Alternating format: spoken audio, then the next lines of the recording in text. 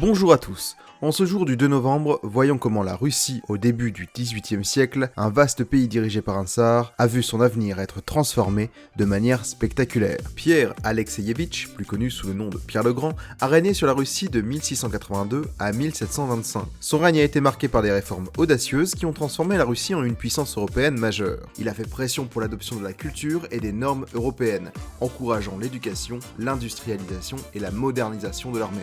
Pierre a également entrepris un voyage en Europe de l'Ouest pour acquérir des connaissances et des compétences qui pourraient être appliquées en Russie.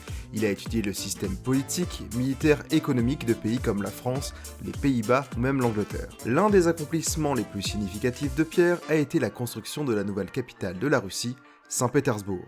Cette ville, située sur les rives de la mer Baltique, est devenue un symbole de la modernisation de la Russie.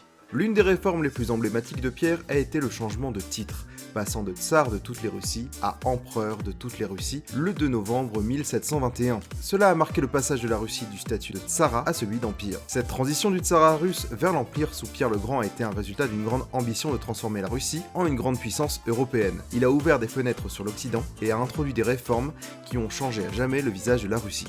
Sous son règne, la Russie est devenue une force avec qui compter sur la scène internationale. Ces réformes ont laissé un héritage durable, influençant non seulement la Russie, mais aussi de nombreuses autres nations. Son héritage sera poursuivi par sa fille, Élisabeth Ier, mais surtout par la grande Catherine II de Russie.